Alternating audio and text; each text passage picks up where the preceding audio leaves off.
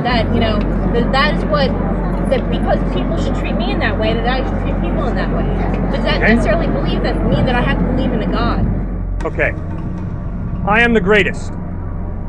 I believe. I am the greatest. Does that make me the greatest? Just because I believe it?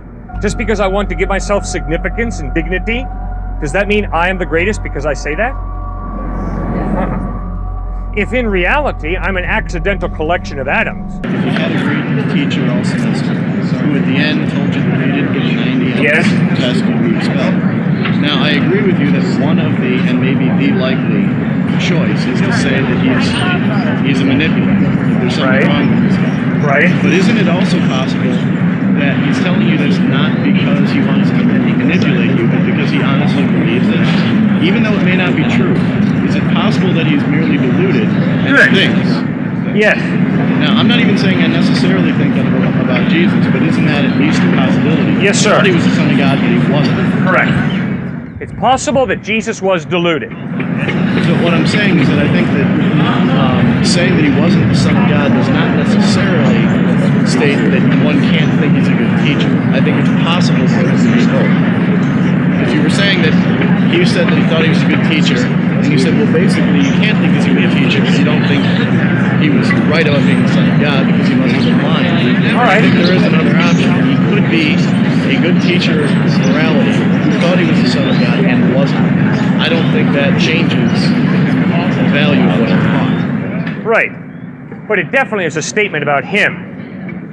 It's definitely a statement that Jesus was deluded. Right. I'm just saying, but can we not still respect what he taught? Well, sure. You can respect his teaching, but when it comes to himself, he was deluded. He was deluded in probably one of the most important areas of life, knowing who you are. I mean, if I run around claiming to be God in human form, you'll probably try and send me to a psychiatrist because you'll probably be concerned about, if you're a friend of mine, about my mental balance. Right, but it could also be that at the same time, you are a paragon example of what morality should be, even if it's for the wrong reason. You could be both, in which case I could say, okay, maybe for his own interests, this guy is in trouble. Right. But in terms of providing an example for us, he's incredibly valuable. Right. Because for whatever reason, he lives the ultimate example of a moral life. You bet. So maybe Jesus was the most classic example of a split personality. Totally deluded regarding his identity, but incredibly gifted as a moral teacher. But here's why I have a problem with it.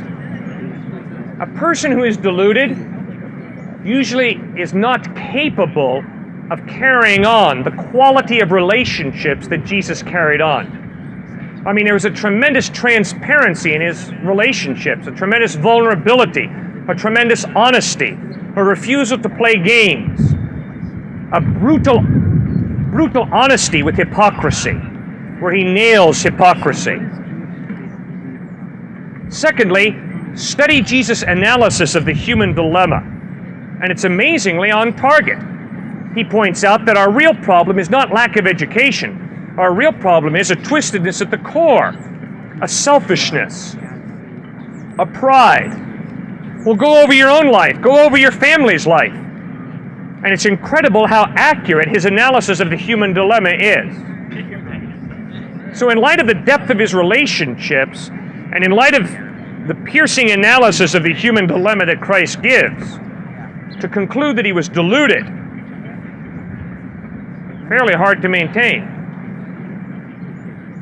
A person who is deluded does not have those kind of abilities to build relationships, to so piercingly and searingly honestly analyze the human dilemma. Jesus in the Bible insists that all the good gifts that you enjoy today, laughing at a party, building friendships with your buds, those are all gifts from God. Your central nervous system that enables you to experience pleasure, it's a wonderful gift from God. In hell, because you are separated from the giver of those good gifts, totally separated, you will not be able to enjoy any of those gifts. Those gifts will not be there for you to enjoy. Second point, Jesus warns that you and I have chosen to do evil at times. Not all the time, but at times. Because of the evil that we have chosen to do, we must be punished. So Jesus spoke about hell in some of the most horrible human language imaginable, but he did not give us a photograph. So I can't give you a photograph of hell. But I can warn you that you're right, sir. Jesus talked about hell in some of the most horrible human language imaginable. And to be very honest with you, sir, that is part of what motivates me to do something as stupid, as idiotic, as stand out on this quad at the University of Illinois, pleading with you guys, read the Gospels for yourself and put your faith in Christ, because you see the evidence points to him as being reliable. So that's part of what motivates me. I don't want you to go to hell. I don't want to go to hell. I don't believe in it, so I'm not going to go to hell. But if hell exists, it really doesn't matter whether you believe in it or not. You're going to go there if it exists. If it doesn't exist, you're right. You won't go there. right, so I don't believe it exists. Yeah, but you see, our believing something doesn't make it true or false, right? If I believe the earth is flat, that doesn't make the earth flat. Reality exists separate from my belief. So if there is no hell, we got nothing to worry about. But if there is a hell, then we got lots to worry about. But if you didn't believe what you believe, you wouldn't be out here talking about it. Correct? And to you, that would make it not true. No. Yes. If I believe that God does not exist, that doesn't put God out of existence. For me, it does. How is that possible? If I don't believe that this guy exists, that does not change the fact he exists. You're talking two different things. You're talking No, we're not. spiritual. We're Yes, talking you are. about reality. Spiritual. If in reality God exists, the fact that I'm atheist doesn't change the fact that God exists. It's just on a different plane. Cliff. You just said that yesterday. He exists outside of our existence. Fine. So if he exists outside of time and space, then he really exists. If he doesn't really exist outside of time and space, then he doesn't really But exist. don't compare him to me saying that this guy doesn't exist. because it's I am two separate attacking things. your view of reality. What I heard coming from you is, my view of reality is, if I believe it exists, then it exists. I could not disagree more strongly. My belief does not determine reality. If I believe that the earth is square, that doesn't make the earth square. In reality, the earth is round. If I believe that there is no God, but in reality there is a God, my being an atheist doesn't change the reality of his existence. Right? Just because I don't hear a tree fall in the woods doesn't mean the tree doesn't fall. Right? Just because I wasn't around to see Napoleon fight the Battle of Waterloo does not mean that in reality Napoleon didn't fight the Battle of Waterloo. Just because I wasn't around to see you grow up doesn't mean you didn't have a mom and a dad and grow up in a home. My belief does not determine that which is real. The challenge for me as a thinking human being is to get in touch with what's real. If you flunk an exam, you don't take the paper up to the professor and say, "Time out. This is my reality." The professor will look you in the face and say, "Sir, your reality is incorrect. You flunk." That's called life, guys. If you have sex with someone who has HIV and you contract HIV and you look the doctor in the face and say, "No, sir, I don't believe I have HIV," that does not change reality, which is you got HIV. If you believe you're Superman, that doesn't make you Superman. If you're an accidental collocation of atoms, if you're simply a good-looking monkey evolved to a higher order, then you can tell me that you have value. But in reality, you don't have value. You're a cosmic accident. So if you believe you're a cosmic accident, then live it out. Which means, I don't have any innate value and dignity. I'm a cosmic accident. You don't study it with a microscope, you study it with your mind. Fine, but you cannot use I never said the scientific microscope. process Yes, you can. The to scientific pinpoint process is just love, what love logic. is. If you have a value that you hold dearly, intelligence, and I meet another person who shares that value, that goal, I respect and admire and love that person for what I see in them. That's a scientific, logical thing. If they lose that thing which I love, I take my love from them. So it is a logical, rational view. You analyze It's not what science. you believe, and you look for it in other people. Science is based on the repeatability of a material And every experiment. single That's person hard I find science. That value I give my love to.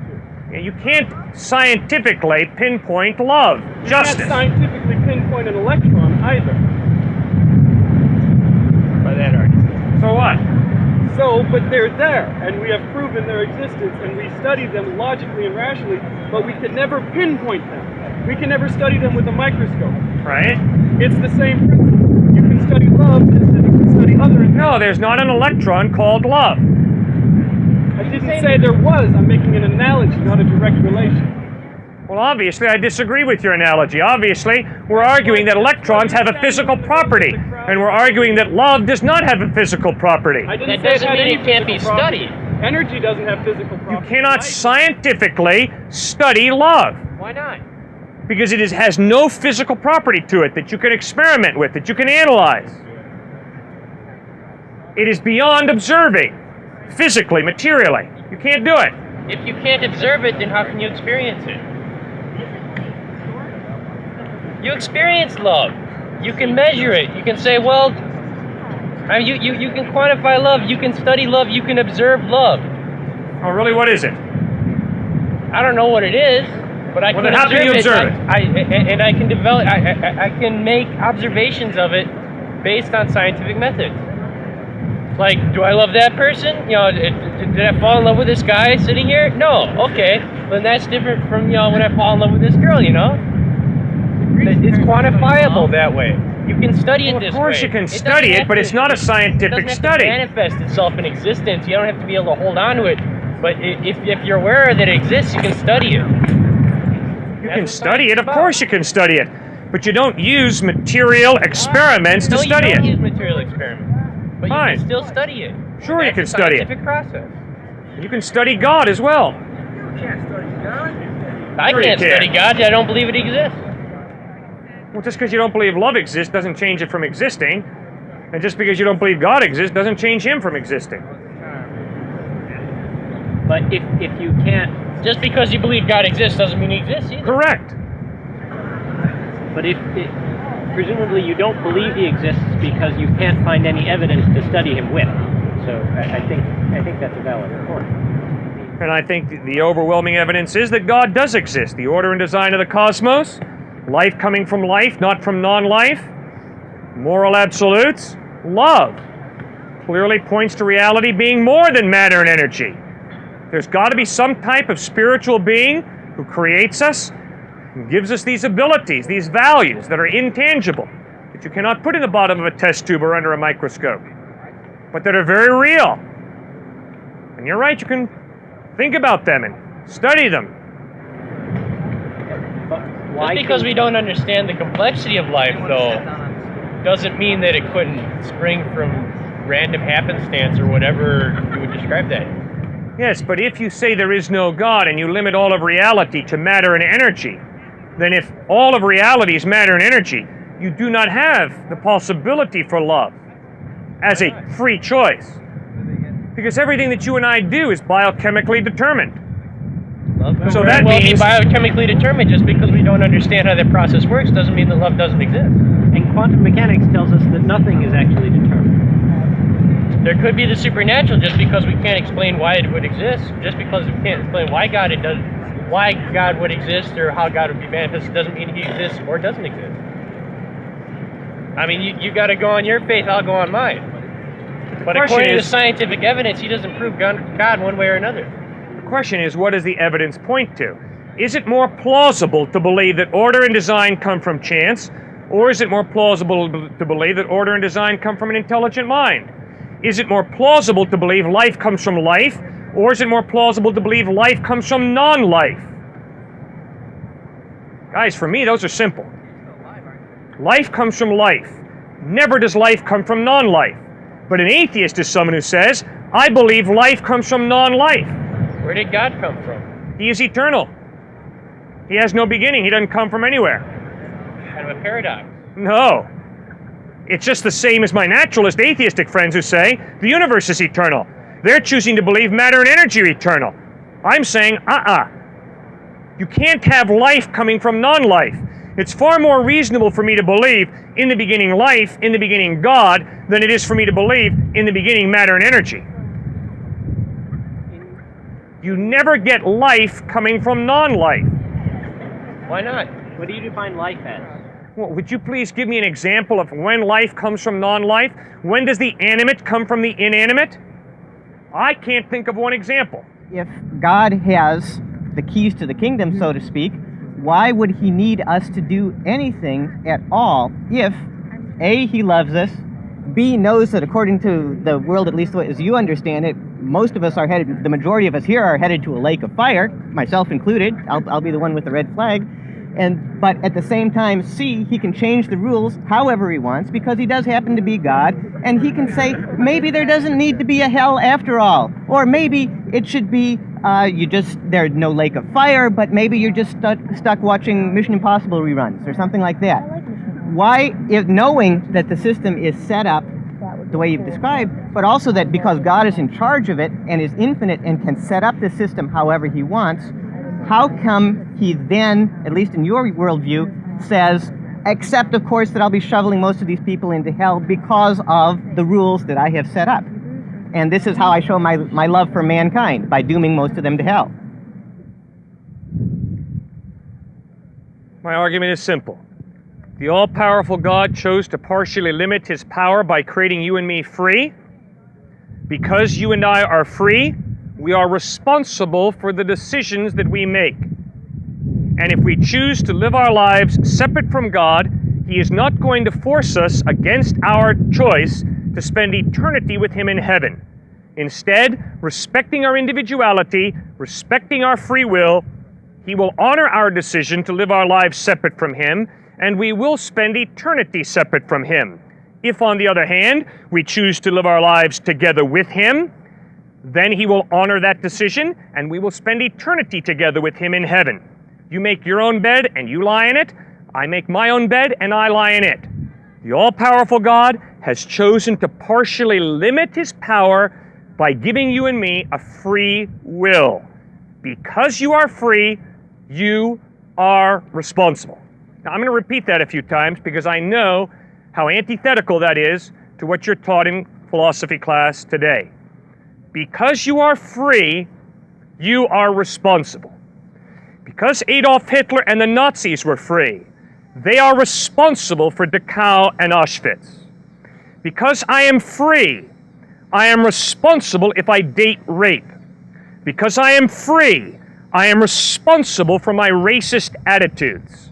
Because I am free, I am responsible for cheating on my IRS 1040 form. Because I am free, I am responsible for getting drunk, getting in my car, crossing the median, and slamming into her car, sending her to an early death. Because God chose to create us free, he put the mantle of responsibility on our shoulders. For me to blame my environment, for me to blame my genetic makeup, is a cop-out. Although I am influenced by my environment, obviously. Although I am influenced by my genetic makeup, obviously. There is still a me, a soul, a person, an individual who is responsible for what I do. Yes, sir. Well, following up on your analogy of the tax code, you talk about the idea of hell and damnation and so forth if you don't follow X, Y, and Z, as though the tax code were some received object which God cannot alter. Here's my question. Again, if God is an infinite being, he takes a look at person X and says, okay, here's someone who was really not that bad. You know, he wasn't Hitler, he wasn't, so he had a little problem with fornication, okay, but he wasn't a Christian, but at least, by golly, he was free. And I, as God, take so much satisfaction from the freedom that this man has that it doesn't bother me that I'm roasting his ass in eternity for all in hell. So we've got a God who says, freedom is so valuable that it doesn't matter to me that the vast majority of people here are going up in eternal smoke. Now, if God is not only just, but also loves us, as you imply, then don't you think he could find a way, since he is the guy who wrote the tax code, the holy tax code in the first place, don't you think he could come up with a better system than that doesn't involve smoking you, and you? The heart of sin is not fornicating. The heart of sin is not getting drunk. The heart of sin is not me cheating on my 1040 IRS form. The heart of sin is, God, I don't want you to be God. I want to be God. God, I don't want you to write the rules. I want to write the rules. Moral relativism is the quickest way I know to deify my own opinion. There is very little difference between Adolf Hitler and me. Hitler just took my hatred and spilled it out in a more profound way. Hitler just took my subtle racist attitudes and spilled them out in a more profound, deeper way. My lust, my subtle racist attitudes are basically a statement. God, I don't like the way you created me to live my life. I want to live my life my way, which includes subtle racist attitudes, lust, greed, pride, and arrogance. It is that heart attitude, God, stay away, that condemns me to hell. It condemns Hitler to hell. Now, the amazing good news of Jesus Christ is God loves all of us so much that he sent his only son Jesus to bleed and die on a cross to forgive us and to give us eternal life. That is incredible news. That's absurd, that God would love this little rebel so much that he would offer me forgiveness. Well, I'm thinking of the historical case of, you've mentioned Hitler a couple of times. It seems that there was some sort of famous Jewish scientist who had national or international reputation in the 40s, and the Nazis knew that if we sent this guy up the smokestack, that there would be a lot of international bad press. So they said, you know, we'll give you a chance to emigrate. We can sneak you out the back door. We're going to toast everybody else in your town, but we'll sneak you out the back door. And this man said, no, I'm going to stay with my people. He stayed in actually the Warsaw Ghetto, and was put on the trains with all of his other folks, with all the other folks in the Warsaw Ghetto, and did go to probably Auschwitz and up the chimney, because he chose as a moral act to stay with his people and to use what power he had and what kindness he had to try to help out their lot for as long as possible. Now, here's a man who made an enormous sacrifice, literally gave up his life in order to try to, in some way, ameliorate the pain of his people. Now, you're saying that that's Act 1, and in Act 2, God says, big deal. I don't care what you did, you fool. You wasted your time. Man, silly person trying to make life happy for people. Back to hell you go. Darn. Is it what you're talking about, moral relativism? Does that mean that God is perfectly justified to say to this person who could have walked out free and gone to Canada or whatever, and instead decided to stay with his people and help them and use what power he had for them? You're saying that God says, well, that just really doesn't matter, and to argue that this guy maybe doesn't deserve to burn eternally in hell after going up in the ovens is somehow moral relativism. The claim of Jesus is simple. If I choose to live my life separate from God, I can still do a lot of good things, but if I choose to live my life separate from God, regardless of how many good things I do, God is not going to force me against my will to spend eternity with him in heaven. Hell is separation from God. If that's what I want in this life, that's what I will get for eternity. Are you saying that nothing but preaching the gospel is God's work? If this man was... could you possibly conclude that that is what I said? How, in your wildest imagination, could you possibly conclude that? Well, I'm an English major. Then explain to me how you possibly rationally came to the conclusion that I'm communicating out here, the only work that is worth anything is preaching the gospel. Because you have just said it doesn't seem to bother your scheme at all that a man has literally given up his life to try to feed the poor, to try to help the sick, because they were poor Jews and they were sick Jews, and he was a Jew, and therefore all God says, God has this one admission exam that says, do you want to come into heaven? Am I a Christian? Yes, no. Guy says no, pulls the switch, down into the furnace, and that's it. Now, all of these things that this guy was doing, as far as feeding the sick, helping the sick, feeding the hungry, all of that stuff seems to me like that would be a pretty good definition of God's work, and according to your system, it means zilch nada. That's why I draw the conclusion that apparently the only work that you value or believe that God values is the spreading of the gospel. Well, then you didn't listen carefully to what I said. I called the work that Jewish scientist did good. I said atheists can do good. Agnostics can do good. All people do good at some point in their life. But we also all sin. And in our sinning, we display an attitude. And that attitude is, God, I have a better way of running my life than your way. And if I insist on that, I'm insisting, God, remove yourself from my life. I will live my life my way. And on the day of judgment, God will honor my request. He will remove himself from my life for eternity because I want him out. G.K. Chesterton, the great English author, wrote, hell is God's great complement to the reality of human freedom and the dignity of human choice. C.S. Lewis, who taught at Oxford and Cambridge, points out very, very well that if I choose to live my life my way, God will let me live my life my way for eternity, separate from him.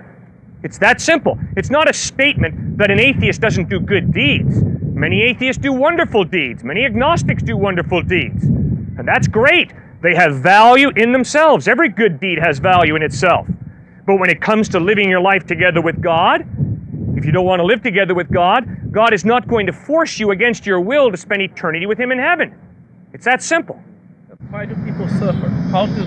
Why do so many million people die in a war?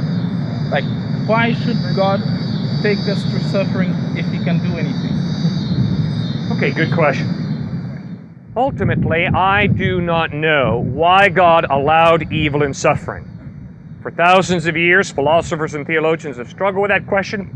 They've never come up with an ultimate answer, and I'm not going to be able to ultimately answer you. Because it's incompatible. No, it's not incompatible. Yes, it is.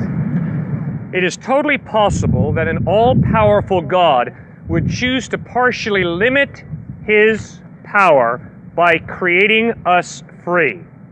Once God gives us freedom, he opens the door that we will abuse the legitimate gifts that he has given us and use those legitimate gifts in an illegitimate way. And then he would allow us to suffer, and therefore he would not be all-loving. All loving does not mean I am going to protect you from the consequences of your decision. Okay, but innocent people also die. Not only bad people die. That's right. People kill people. And they are not suffering from what they have done, but from what other people have done. That's correct. And if God was all powerful, he should not allow that. Unless God has chosen to limit his power by creating us free, by creating a world where there is cause and effect, which means your responsible decisions have ripple effects that are very positive and good, but your irresponsible decisions have negative ripple effects that hurt and scar people. But if those effects hurt other people that are innocent, then God is not all-loving. Yes, he is. But he has chosen to create a world peopled with individuals who have a free will, and the decisions that they make don't simply affect themselves, they affect others. Obviously, you as a student here at the University of Illinois are the beneficiary of a lot of work and sacrifice in putting this place together. Responsible decisions were made. The ripple effects you enjoy. Every student here enjoys. You're diverging from the issue, sir. No, I am not. It is equally true that people make irresponsible decisions, and there are consequences, ripple effects, that go down through the generations. And God, if he was all-powerful, could decide for it not to happen. Probably. Good, I'm glad you said he could. But obviously, he has chosen to put an incredible mantle of responsibility on the shoulders of human beings. There are real consequences to your decisions in life, to my decisions in life. You can use your fine education from the University of Illinois to find a more sophisticated way to murder people, or you can use your fine education to find a cure for cancer. You don't have to do either. But your amazing gift of creativity positions you to do incredible evil or incredible good. If I don't feel I have any needs, you're right, I wouldn't put my faith in Christ. So there's a difference between trusting in Christ as in trusting in what he's saying and what he believes in, and trusting in Christ, saying that he's the source for all this, or he's he himself is the seal on the seal of approval on what he's saying. In other words, I believe that he had some good ideas. He saw some things that were wrong with the society that he was living in, and he pointed them out. He tried to bring people back to what he felt was the true path. And I think that's where it ends. Personally, I don't see the need to ascribe anything more to him other than pointing out a more proper way to live. And I don't see the point, frankly, why we need a figure such as him to prove it to ourselves. Why go beyond prove it to ourselves? What he's saying is, come on, guys, wake up and smell the coffee. You've gotten separated from God. Now he says, come to me and I'll tie you back into a right relationship with God. He says, come on, fellas, smell the coffee. You're going to die. Well, that's not God's best for you. God's best for you is eternal life in heaven. You need some help. I offer you that help, Christ says. He obviously emphasizes God over himself. He is a medium to reconnect. You said he's a medium to reconnect us to God. Well, he claims to be God in human form, reaching out for us to draw us back into a right relationship. With God. With him or with God? They're one and the same. See, that's my personal... I was first exposed to the New Testament this year, and my problem with reading the text, if it is historically accurate and it is not translated or played with to be anything but what I'm reading, is that there's too many superimposed too many times. Who's God? What's God? Who's the Son of Man? Who's the Son of God? Right. How can it all be the same thing at once? Right. And if we went away from God, then he's bringing us back to God. How is he bringing us back to God if he's God himself? Logically, it doesn't make sense. And that's what it's claiming. So, I don't refute people who believe that he's the embodiment of God or he's God himself, whatever the argument is. Are you gonna think about it, it's hard to accept the fact that at the same time that he's bringing us back to God, he's God himself. Why would he need to bring us back to God if he himself is God? He can't be a medium to reach God and be God at the same time, because otherwise he wouldn't be necessary, which is what I think. And obviously what he claimed was that when God wanted to reveal himself most clearly, he didn't do it through skywriting, he didn't do it through a philosophical postulate, he didn't do it through a book, he became a human being. Second point is, obviously Jesus claimed that the key to his life is his death. He claimed that his death is the vehicle through which the God who is holy and does not change forgives us. Forgiveness is not God changing. He is that God that is holy and does not change. Right.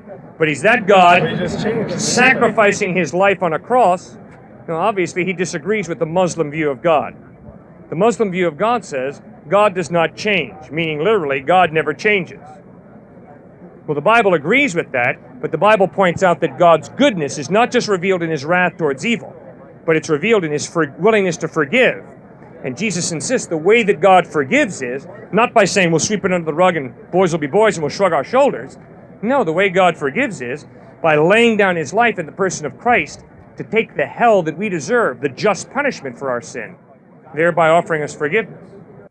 The fact that there are so many different truth claims, as you say, and so many different representations of a God, in some sense, that is just sort of a nomenclature for a similar idea that may be, inherent in all of us, but does that necessarily have to equate with religion or with a God?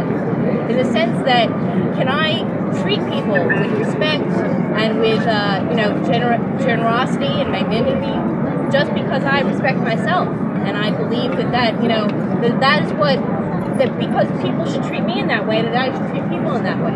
Does that necessarily mean that I have to believe in a God? Okay. I am the greatest. I believe. I am the greatest. Does that make me the greatest?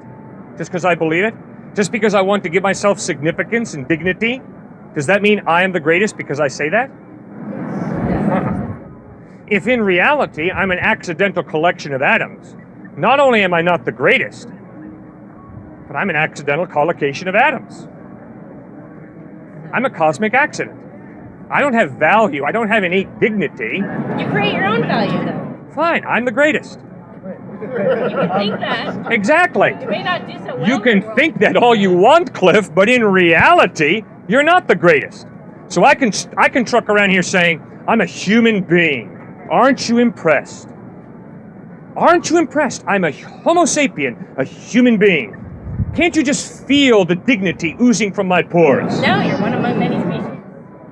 Exactly. Not only that, I am simply one stage of the evolutionary cycle.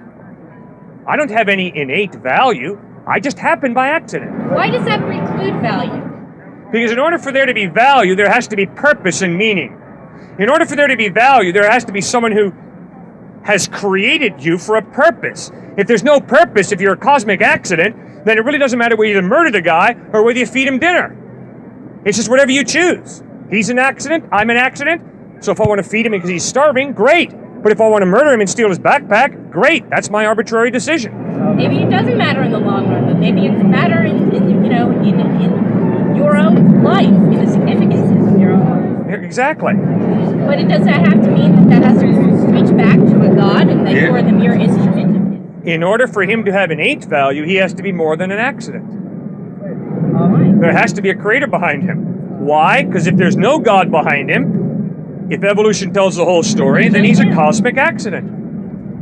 And you can get sentimental and talk about him as being a man and having significance and dignity. But in reality, he's just one level of the evolutionary cycle that happens by accident. That's all I am, if there is no God. It's all you are. Now, we can get arrogant as human beings and say, oh, no. We really do have value and significance and dignity. But that's a fantasy. It's a result of our own arrogance. I think life itself has value and significance. Great, that's your arbitrary decision. Maybe so. And I can promise you, if I realize that my life is 60 to 80 years at the most, and I want to be as happy as I can, and I don't have much money, and he's got a bunch of it in his backpack, I can promise you, ma'am, it makes total sense for me to smack him as hard as I can, grab his backpack, and get out of here. Good. Because it'll help me get more for myself. And to talk about justice and his dignity and no, I should not steal his money. Give me a break. He's an accident, I'm an accident, we both got 60, 80 years at the most. Man, I want the vacations, I want the nice time, I want the nice house. He's got the money, I don't. I'm going to rip him off. There's nothing wrong with that. Ethics, do unto others as you would have others do unto you. Yes. Does that necessarily need to lead back to God? Can't you just say, I'm not going to do that to him because God, if I were in his position, I wouldn't want him to do that to me. Yes, ma'am, you can decide that. Obviously, and the majority of my atheist friends have decided that. But all I'm pointing out to you is, it's totally arbitrary. It's totally relative. Because you could just as easily say, do it to him before he does it to you. And that makes some sense as well. And some of you who are going straight into corporate America understand what I'm talking about. And if you don't, you better start waking up. You do to others before they do it to you. And that's the only way you climb that corporate ladder in certain situations. Not in all situations, I'm aware of that. But in certain situations, you better stick him before he sticks you. Otherwise, you ain't going to beat him up that ladder. And if that's the way you want to live your life, it's all relative, it's arbitrary, go ahead. Or if you want to go and work in Harlem and help people who are dying of cancer, that's your arbitrary decision, go ahead and do that. It's just whatever you choose, friend. It's all arbitrary, which means your life is meaningless. Because you can go out and murder, and that's cool. You can go out and help people in Harlem, and that's cool. It's all meaningless. That's why for you to stand here and tell me I've got dignity and value and significance is a pipe dream. It's a fantasy. Why does arbitrary mean meaningless? Because he can do whatever he wants to, and it makes no difference. He can slit people's throats. He can heal people of cancer. The difference is that he makes a certain choice. Yeah. And if he chooses to slit people's throats, that's legit. That's his choice. That choice becomes the meaning itself. Fine. So he chooses that the meaning of his life is to use his Ivy League degree to figure out how to step on more people and climb the ladder more quickly and to slit people's throats and stick them in the back. Or he chooses to use his Ivy League degree to go out and change Harlem. It really doesn't matter what you do, man, just choose. It's all arbitrary, it's all relative. And to try and argue instead, well, okay, now whatever you decide, you've got value. I mean, you're contradicting yourself. You're grabbing at straws. But if there is a purpose for him, if God gave him that mind for a purpose, to love and worship God and to love and serve people and to develop his fine mind so he can serve people more effectively and efficiently, then it is absolutely wrong for him to go out and use his fine Ivy League education to step on people and slit their throats. And it's absolutely right for him to go out and do good business and then share with God's unfed children, for him to fight cancer, whatever, and to promote a higher quality of life for people. And that's absolutely good. And then his life indeed is possible. It's possible for him to have meaning if he submits to the God who created him and who gave him these magnificent gifts for a purpose. Then meaning is possible. I mean, come on, isn't that what Camus and Sartre and Nietzsche pointed out with brutal honesty? Camus, the only question modern man must answer is, why not commit suicide? It's all meaningless, man. So why continue to go through the effort of sucking wind and eating 3 meals a day? Why not just end it all? You don't have to, but you got to consider that in light of the arbitrariness and the relativity of life. You don't have to. Right. Sartre, you're a bubble floating on a sea of nothingness. Well, if there is no God, Sartre's right. You're a bubble floating on a sea of nothingness. Now, you can sit here and throw all this sentimental slop at me like, but we do have meaning and we do have significance. No, Sartre's hitting the nail on the head. You're a bubble floating on a sea of nothingness. Yes, sir. What's the matter with that? Why do you speak so disparagingly of a purposeless universe? You speak of it as if it's not possible and you're presuming it's true. I mean, it's false, without even considering it. Oh, no, I consider it very seriously. But why can't you live with that as a possible universe? You can. But the point is, if you're going to take that seriously, then you have to contemplate suicide. And the majority of my friends who have embraced relativism and atheism don't consider suicide. You keep on speaking this language of, well, if you think such and such, then you're going to have to think about this. Right. Fine. What's the matter with thinking about this?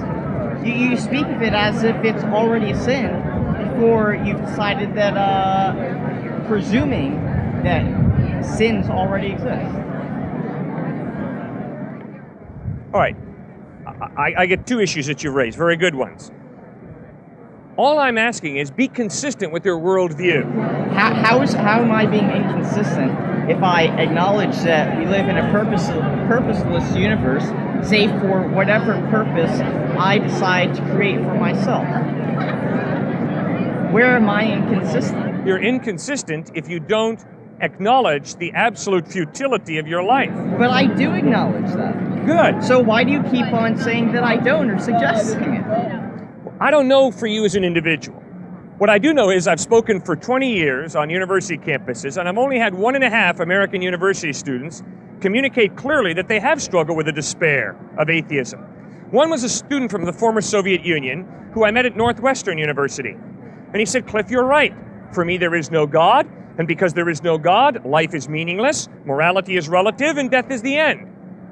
And he said, that's why I struggle consistently with despair. Well, why does he struggle in the first place? Because he has some desire for purpose. I mean, just like some people prefer chocolate and some people prefer vanilla. We have these certain innate desires, some certain innate preferences that you can't explain, that they're just there inside of you.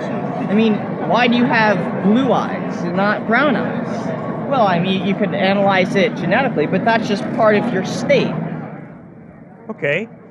If this gentleman says to me, Cliff, I prefer Coke to Sprite, I would argue that that's a pretty inconsequential decision. If this gentleman says to me, Cliff, I realize that my life is meaningless, I don't think that's on the same level as this choosing Sprite over Coke. I think the issue of struggling with the meaninglessness of his life is a far deeper, far more penetrating issue than whether he chooses Coke over Sprite or Sprite over Coke. Fine, but where I still don't see where the inconsistency in choosing a purposeless universe. All right. All I'm saying is, if he tells me I'm an atheist and I realize that my life is meaningless. Well, so why are you if laughing? He tells me why that, are you laughing when you state that as a possibility? I'm not laughing. No, you have the smirk on your face. It's not a smirk. I'm trying to not get too intense with you. That's what I'm trying real hard to, okay? It just doesn't seem like you're doing justice to that possibility. All right, fine. if this guy says, my life is meaningless, and then he goes around and lives as if his life has meaning, I'm going to call him an intellectual hypocrite. Does that make sense? The same way if he hears me say, I'm a follower of Jesus Christ, and I go out and womanize, he's going to point his finger in my face and say, Cliff, you're a hypocrite. Because you say you believe one thing, but then you contradict it with your lifestyle. Similarly, if he tells me, Cliff, I believe my life is meaningless, but then he goes around and acts as if his life has meaning and purpose, I'm going to call him an intellectual hypocrite.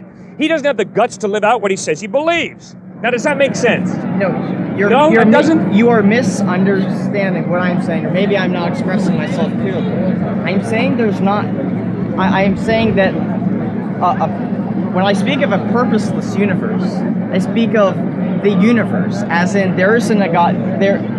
Purpose does not exist independent of us, but that does not mean I am not able to create purpose for myself. Fine. I mean, when parents... But that's an arbitrary dream you're creating. Fine. So what's the matter with living by arbitrary rules? Well, I thought part of your exercise here at Columbia was to get out of your dreamland and get in touch with objective truth and reality. Isn't that why you develop your mind? But Don't you guys have some pretty stringent entrance requirements here? Like, you got to be able to think very clearly and very rationally. And if you can't, you're not going to be accepted as a student here. You just don't accept anybody to Columbia. You got some pretty stringent entrance requirements. You got to be able to think. You got to be able to be in touch with reality. You got to be able to think on a level that many people in this world cannot think. Well, I applaud that. That's excellent. You can't just live in fantasy land, in la-la land. You've got to be able to pursue truth. You got to be able to think objectively and work through mathematics and science and philosophy and literature and art. And you also have to be able to distinguish the fantasies from the reality. That's right. And if I'm saying that life is meaningless, and then this gentleman watches me live my life as if we really have meaning, he's got to say, Cliff, what's the matter? You told me life is meaningless, but then the way you live your life is as if you guys have meaning. There's a breakdown here. If life is meaningless, then don't treat it as if it does have meaning. Once again, you consider to again, either misunderstand me or ignore what I'm saying. When I say a purposeless universe, I'm not speaking from within my own perspective. I'm speaking of some ethereal purpose that's outside of humans, which I think you suggest with the Christian God, that all goodness and morals flow from this God. They don't flow from within us. So I'm saying purpose and meaning comes from us. It doesn't come from up there. We create our own meaning. We create our own purpose. If I want to decide that my purpose is to study Christianity, then that's my purpose.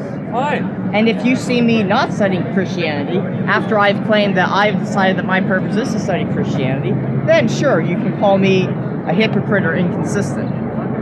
But to say that I am inconsistent when I say that this is a purposeless universe in the sense that outside of myself there is no purpose, but I'm going to define purpose for myself, is incorrect. You're mincing words again. No, I'm not. You're being incredibly intellectually dishonest. If I know that this universe is meaningless, and then I tell this gentleman, life is meaningless, it means it doesn't matter whether I slit his throat or whether I take out my wallet and give him money for a meal. Whatever I choose to create in my head as my meaning is legit. It's all relative. But I've got to face the fact it doesn't matter whether I slit his throat or whether I give him money to eat. It's just an arbitrary, personal bias, personal prejudice. So can you come to terms with that? It sounds like you cannot. My point is, if that is true, I will come to terms with it. My question is, why don't you guys, who are atheists and who believe this stuff in total relativism, why don't you do what Camus said when he wrote, the only question modern man must answer is, why not commit suicide? Did he commit suicide? No, but he struggled with despair. So what's the matter with being with despair? I mean, it sounds like you're assuming that if there's despair and misery, then it must be wrong. No, my point is, My relativist friends, my atheist relativist friends, instead of consistently struggling with despair, are simply assuming, well, it's better for me to feed him than it is for me to slit his throat. It really is better. I mean, really, really is better. You can't do that. No, why can't they say, rather than slitting his throat, I feed him because it makes me feel good? Exactly. I will feed him because it makes me feel good. But if it makes me feel good to slit his throat, then I will slit his throat. Okay, but then you'll answer to the law. Only stupid people get caught by the law. Come on, you guys. You guys are smart enough not to get caught by the law. You don't go out in front of the law and do something wrong, obviously.